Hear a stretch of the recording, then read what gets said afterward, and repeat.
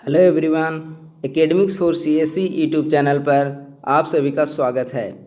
दोस्तों, आज का ये वीडियो बहुत ही महत्वपूर्ण है क्योंकि आज इस वीडियो में मैं बिहार लोक सेवा आयोग की प्रारंभिक परीक्षा के सिलेबस और महत्वपूर्ण बुक लिस्ट को डिस्कस करूंगा।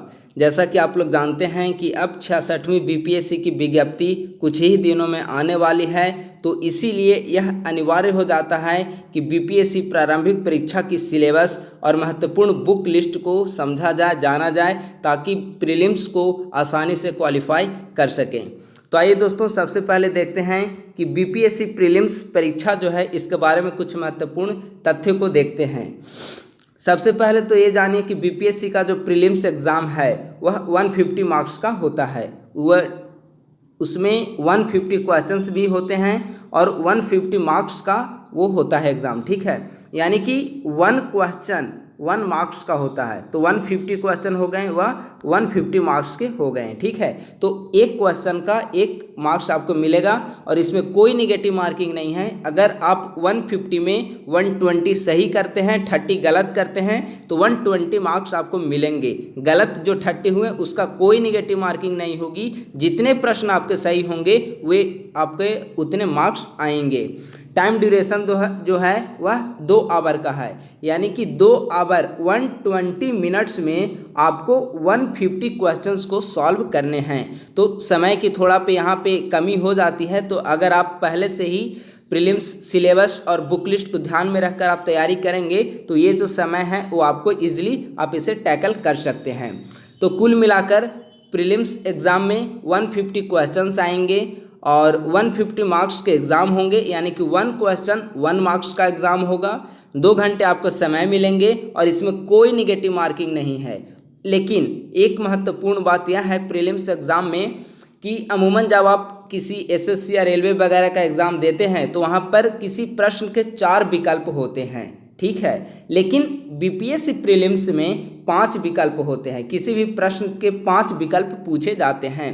4 विकल्प तो जनरली पूछा जाता है और जो 5वां विकल्प होता है ई, उसमें होता है इनमें से कोई नहीं या उपर्युक्त में से एक से अधिक। तो इसीलिए आपको प्रीलिम्स से संबंधित गहन स्टडी आपको करनी होगी, क्योंकि ये जो 5वां ऑप्शन है वह प्रत्येक प्रश्न में आपको भूल भुलैया जैसी स्थिति पैदा कर सकती है। तो आप अगर गहन अध्ययन करते हैं तो 5वें ऑप्शन को लेकर जो समस्या होती है वो आप इजीली टैकल कर सकते हैं। तो इस वीडियो में बीपीएससी प्रीलिम्स के सिलेबस और बुक लिस्ट को देखेंगे। अगर इसे ध्यान में रखकर आप प्रीलिम्स की तैयारी करते हैं तो निस्संदेह प्रथम प्रयास में भी आप बीपीएससी प्रीलिम्स परीक्षा को आसानी से क्वालिफाई कर सकते हैं। तो आइए सबसे पहले देखते हैं बीपीएससी प्रीलिम्स सिलेबस को लेकर बीपीएससी की वेबसाइट जो है वो क्या कहती है। या बीपीएससी की वेबसाइट पर प्रीलिम्स, मेंस और व्यक्तित्व परीक्षण से संबंधित वहाँ पर सिलेबस डाला हुआ है, आप वहाँ से इसे देख सकते हैं। तो जो बीपीएससी का वेबसाइट है उस पर डाला है सिलेबस, उसके अकॉर्डिंग प्रारंभिक परीक्षा के पाठ्यक्रम हैं, उसमें है इस पत्र में ज्ञान विज्ञान के निम्नलिखित क्षेत्रों से संबंधित प्रश्न होंगे। सामान्य विज्ञान, इसमें राष्ट्रीय तथा सामान्य विज्ञान, अंतर्राष्ट्रीय महत्व की समसामयिक घटनाएं, भारत का इतिहास तथा बिहार के इतिहास की प्रमुख विशेषताएं। यानी कि हिस्ट्री, आपको भारत की हिस्ट्री, इंडियन हिस्ट्री पढ़नी है, साथ ही साथ आपको बिहार की हिस्ट्री के बारे में भी आपको जानकारी रखनी है। अंतर्राष्ट्रीय महत्व की समसामयिक घटनाएं यानी इंटरनेशनल करंट अफेयर्स को आपको ध्यान में रखना है। सामान्य विज्ञान भी आपसे प्रश्न पूछा जाएगा। अब है सामान्य भूगोल, बिहार के प्रमुख भौगोलिक प्रभाग तथा यहाँ की महत्वपूर्ण नदियाँ, भारत की राज्य व्यवस्था पॉलिटी तथा आर्थिक व्यवस्था इकोनॉमी, आज़ादी के पश्चात बिहार की अर्थव्यवस्था के महत्वपूर्ण परिवर्तन, भारत का राष्ट्रीय आंदोलन तथा इसमें बिहार का योगदान। ये लिखा हुआ है जो बीपीएससी का सिलेबस है उसमें ऑफिशियल सिलेबस में लिखा हुआ है। यानी कि science, current affair, history, geography, Indian polity, economy, इसके बाद फिर राष्ट्रीय आंदोलन और उस राष्ट्रीय आंदोलन में बिहार का क्या योगदान है, बिहार की क्या भूमिका रही है, इससे प्रश्न पूछे जाएंगे। इसके अलावा सामान्य मानसिक योग्यता को जांचने वाले प्रश्न भी होंगे। देखिए इसमें क्या लिखा हुआ है। सामान्य विज्ञान के अंतर्गत दैनिक अनुभव तथा प्रेक्षण से संबंधित विषयों सहित विज्ञान की सामान्य जानकारी तथा परिबोध पर ऐसे प्रश्न पूछे जाएंगे जिसकी किसी भी सुशिक्षित व्यक्ति से अपेक्षा की जा सकती है जिसने वैज्ञानिक विषयों का विशेष अध्ययन नहीं किया है। यानी यहाँ साफ साफ लिखा हुआ है कि किसी भी विषय को लेकर आपको मास्टर बनने की ज़रूरत नहीं है। एक सामान्य जानकारी आपको होनी चाहिए जो किसी भी सुशिक्षित व्यक्ति से अपेक्षा की जाती है। आपको इतना पढ़ना नहीं है कि उस विषय का मास्टर बन सके या चैंपियन बन सके, लेकिन हाँ, प्रत्येक विषयों की आपकी इतनी जानकारी होनी चाहिए जितनी एक सुशिक्षित व्यक्ति के पास जानकारी होनी चाहिए। इतिहास के अंतर्गत विषय के सामाजिक, आर्थिक और राजनीतिक परिप्रेक्ष्य में विषय की सामान्य जानकारी पर विशेष ध्यान दिया जाएगा। यानी कि भारत की जो सामाजिक, आर्थिक और राजनीतिक इतिहास है इससे प्रश्न पूछे जाएंगे। परीक्षार्थियों से आशा की जाती है कि वे बिहार के इतिहास की मुख्य घटनाओं से परिचित होंगे। यानी कि बिहार के इतिहास से भी आपसे प्रश्न पूछे जाएंगे। भूगोल विषय में भारत तथा बिहार के भूगोल पर विशेष ध्यान दिया जाएगा। भारत तथा बिहार का भूगोल के अंतर्गत देश के सामाजिक तथा आर्थिक भूगोल से संबंधित प्रश्न होंगे जिसमें भारतीय कृषि तथा प्राकृतिक साधनों की प्रमुख विशेषताएं सम्मिलित होंगी। ये आपका भूगोल है। भूगोल में देश के सामाजिक भूगोल, देश के आर्थिक भूगोल से प्रश्न पूछे जाएंगे और आर्थिक भूगोल के अंतर्गत कृषि तथा प्राकृतिक संसाधन जो हैं ये दोनों महत्वपूर्ण टॉपिक होंगे। तो आपको बिहार का भूगोल, भारत का भूगोल, इन दोनों परिप्रेक्ष्य में आपको तैयार करनी होगी। भारत की राज्य व्यवस्था और आर्थिक व्यवस्था के अंतर्गत देश की राजनीतिक प्रणाली, पंचायती राज, सामुदायिक विकास तथा भारतीय योजना बिहार के संदर्भ में भी संबंधित जानकारी होनी चाहिए। ठीक है, जब आप पॉलिटी पढ़ेंगे तो पॉलिटी के अंतर्गत देश की जो राजनीतिक प्रणाली है, यहाँ पर पंचायती राज व्यवस्था है, सामुदायिक विकास कार्य कर रही है और साथ ही साथ भारतीय योजना यानी कि आपकी जो प्लानिंग है, इकोनॉमिक प्लानिंग, उसे भी करना है और उसे विशेषतः बिहार के संदर्भ में भी आपको कंप्लीट करना है। आगे लिखा हुआ है, भारत के राष्ट्रीय आंदोलन के अंतर्गत 19वीं शताब्दी के पुनरुत्थान के स्वरूप और स्वभाव, राष्ट्रीयता का विकास तथा स्वतंत्रता प्राप्ति से संबंधित प्रश्न पूछे जाएंगे। परीक्षार्थियों से आशा की जाती है कि वे भारतीय स्वतंत्रता संग्राम में बिहार की भूमिका पर पूछे गए प्रश्नों के भी उत्तर दें। यानी कि इंडियन नेशनल मूवमेंट होगा, उसमें भी विशेषतः बिहार का क्या कंट्रीब्यूशन है उससे संबंधित भी प्रश्न पूछे जाएंगे। तो सभी विषय यहाँ पर मेंशन किए हुए हैं और इन विषयों के अंतर्गत क्या क्या आपको पढ़ना है वो यहाँ पर स्पष्ट रूप से यहाँ पर लिखा हुआ है।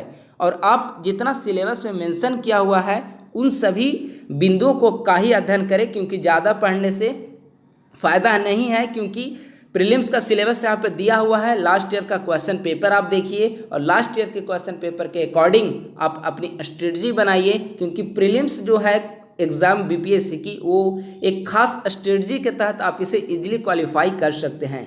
कौन कौन सी बुक्स आपको पढ़नी है ये सब आपको यहाँ पर आगे आपको यहाँ पर देखने को मिलेगा कि इसकी बुक लिस्ट क्या क्या है। आप उस बुक लिस्ट को फॉलो करिए और निस्संदेह आपको परीक्षा में इसका फ़ायदा होगा। अब देखिए ये जो सिलेबस ओवरऑल अभी दिया हुआ है उसमें कौन कौन से टॉपिक हैं। पहला टॉपिक है भारतीय इतिहास तथा भारतीय राष्ट्रीय आंदोलन।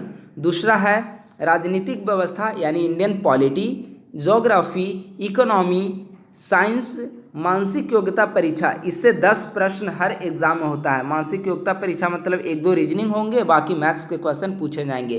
तो 10 क्वेश्चन यह फिक्स है इसका। अगर आप 2000 के बाद से प्रारंभिक परीक्षा का ट्रेंड देखेंगे तो मानसिक योग्यता परीक्षा से 10 प्रश्न हर साल पूछे जा रहे हैं। इसके अलावा बिहार स्पेशल और राष्ट्रीय एवं अंतर्राष्ट्रीय स्तर की समसामयिकी, ये जो 8 पॉइंट हैं ये प्रमुख सिलेबस है। सिलेबस के ये मेन खंड हैं, ये 8 पॉइंट। इसी के अंतर्गत आपसे बीपीएससी प्रीलिम्स में प्रश्न पूछे जाएंगे, इसके बाहर एक भी प्रश्न नहीं आएगा। अगर इतने टॉपिक को आप काफ़ी अच्छे से कवर करते हैं तो निस्संदेह आपका प्रीलिम्स में फ़ायदा होंगे और 100+ मार्क्स आएंगे निस्संदेह। अब देखिए बीपीएससी प्रीलिम्स की क्या बुक लिस्ट होनी चाहिए और बीपीएससी प्रीलिम्स क्वालिफाई करने की क्या स्ट्रेटजी होनी चाहिए, इस पर डिस्कस करते हैं।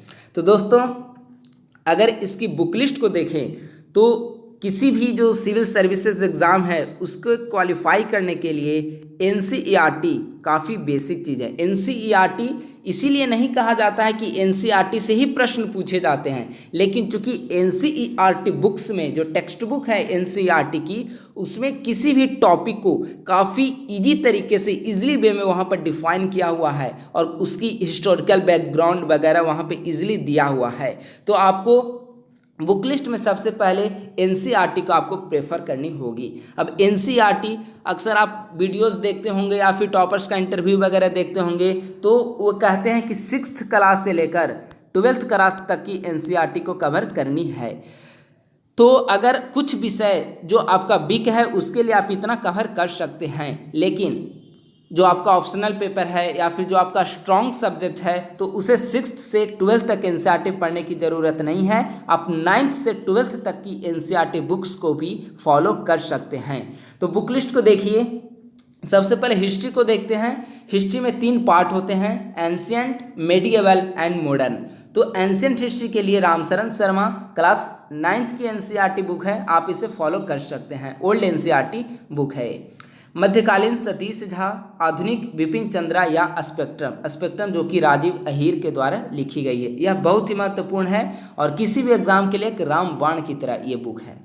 भूगोल के लिए एनसीईआरटी प्लस एटलस फॉलो करनी है। एटलस में आपका जो एटलस है वह ऑक्सफोर्ड यूनिवर्सिटी प्रेस का होना चाहिए और एनसीईआरटी बुक से उसे जहाँ भी ज़रूरत पड़े आप एटलस खोलकर देखिए, मैप को अच्छे तरीके से देखिए, भारत के अंतर्गत कौन से स्टेट कहाँ पर हैं, बॉर्डर स्टेट कौन कौन से हैं, किस राज्य की सीमाएं किस राज्य से लगती है और किस राज्य की सीमाएं किन किन देशों से लगती है, कौन सी झील कहाँ पर है, विश्व के अंतर्गत कौन से कंट्री कहाँ पर स्थित हैं, या फिर जो महत्वपूर्ण न्यूज़ में है जैसे America, China, Russia, Saint Petersburg, Japan, China, दक्षिणी कोरिया, उत्तरी कोरिया, ताइवान, मंगोलिया, ये सब कंट्री कहाँ पे है, कैस्पियन सागर कहाँ पे है, भूमध्य सागर कहाँ पर है, लाल सागर कहाँ पर है, तो आपको मैप के जरिए यह समझ में आ जाएगा। इसे याद करने की ज़रूरत नहीं है। आप डेली अगर एटलस आधे घंटे 1 घंटे फॉलो करते हैं तो निस्संदेह इससे जो मैप है वो आपके माइंड में आ जाएगा और एग्ज़ाम के समय आपके लिए काफ़ी ज़्यादा हेल्पफुल होगा।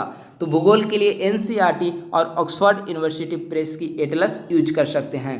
अब है पॉलिटी के लिए बेसिकली माना जाता है कि लक्ष्मीकांत पुस्तक बहुत अच्छी है। निस्संदेह लक्ष्मीकांत में हर एक टॉपिक को काफ़ी अच्छे तरीके से वहाँ पे डिस्क्राइब किया हुआ है और बहुत महत्वपूर्ण बुक है। लेकिन अगर आप पॉलिटी में न्यू हैं तो सबसे पहले क्लास 11th की एनसीईआरटी बुक को फॉलो करिए। यह भारत के संविधान से संबंधित बुक है और इसमें संविधान का निर्माण कैसे हुआ, क्यों संविधान का निर्माण किया जाता है, भारतीय संविधान के क्या क्या स्रोत हैं, अधिकार क्या हैं, राज्य के नीति निर्देशक तत्व क्या हैं, कर्तव्य क्या हैं, इन सब का वर्णन क्लास 11th की एनसीईआरटी भारत का संविधान से संबंधित जो बुक है वहाँ पर किया हुआ है। अब उसे करने के बाद आप लक्ष्मीकांत बुक को फॉलो कर सकते हैं। लक्ष्मीकांत में भी कुछ सेलेक्टिव टॉपिक को कवर करना है। अगले वीडियो में मैं इसके बारे में भी डिस्कस करूंगा। इसके बाद है अर्थव्यवस्था में एनसीईआरटी बुक आप 9th to 12th फॉलो करिए, जिसमें भारतीय अर्थव्यवस्था के विकास से शुरू किया गया है। स्वतंत्रता के पहले भारतीय अर्थव्यवस्था की क्या स्थिति थी, स्वतंत्रता के बाद 1990 के बाद क्या स्थिति है, इन सब टॉपिक को काफ़ी अच्छे से एनसीईआरटी में कवर किया है। उसके बाद आप रमेश सिंह की अर्थव्यवस्था फॉलो कर सकते हैं। इसके अलावा इकोनॉमी के लिए आपको आर्थिक सर्वेक्षण और बजट को भी फॉलो करना होगा। अब है सामान्य विज्ञान आप लुसेंट की जो सामान्य विज्ञान की बुक आती है उससे, या फिर एसपीडी की जो बुक है सामान्य विज्ञान, उससे आपका इजीली कवर हो जाएगा। बिहार स्पेशल आप इम्तियाज़ अहमद की जो बुक है वहाँ से आप हिस्ट्री वगैरह वहाँ से कवर कर सकते हैं, अच्छी बुक है, इसका फ़ायदा आपको मिलेगा। तो ये आपका जनरल जो है वो बुक लिस्ट है, आप इसे फॉलो करिए एनसीईआरटी बुक। और साथ में आप इसके साथ साथ पढ़ने के बाद आप एक घटना चक्र की जो बुक आती है उसे आप रिवाइज के लिए यूज कर सकते हैं, क्योंकि उसमें बीपीएससी, यूपीएससी और अदर स्टेट पीसीएस, यूपीएससी और जितने भी स्टेट पीसीएस एग्जाम हैं, यूपीएससी को साथ में लेकर स्टेट पीसीएस एग्जाम के क्वेश्चंस एक जगह आपको मिल जाएंगे, वहाँ पर सॉल्यूशन के साथ वहाँ पर डिस्क्राइब भी किया हुआ है। तो आप घटना चक्र की बुक सारे सब्जेक्ट्स का फॉलो कर सकते हैं, क्योंकि बहुत ही महत्वपूर्ण है। जब आप ये सारे टॉपिक आप पढ़ लेंगे तो प्रीवियस ईयर के क्वेश्चन पेपर को आप सॉल्व करिए, साथ ही साथ सभी सब्जेक्ट का घटना चक्र बुक को फॉलो करिए, तो आपका क्वेश्चन सॉल्व होना ईजिली सॉल्व हो जाएगा। अब आगे देखते हैं करंट अफेयर्स के लिए क्या करना चाहिए। तो दोस्तों, करंट अफेयर्स के लिए दो ऑप्शन हैं। पहली महत्वपूर्ण बात है करंट अफेयर्स के लिए, वो यह है कि आपको डेली न्यूज़पेपर आप फॉलो कर सकते हैं।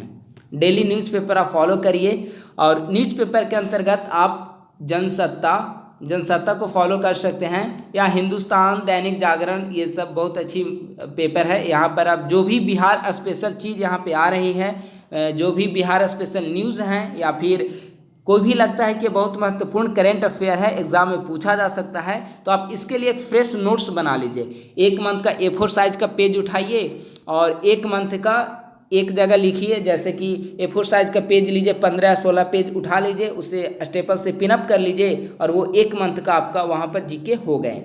आप वहाँ पर 1 मंथ के अंतर्गत न्यूज़पेपर से जो भी इम्पोर्टेंट कलेक्शन होगा वो वहाँ पर आप नोट डाउन कर लीजिए। उदाहरण के लिए अभी कल का न्यूज़ है, अभी बिहार पृथ्वी दिवस मनाया गया है, तो आप हेडिंग दे दीजिए बिहार पृथ्वी दिवस।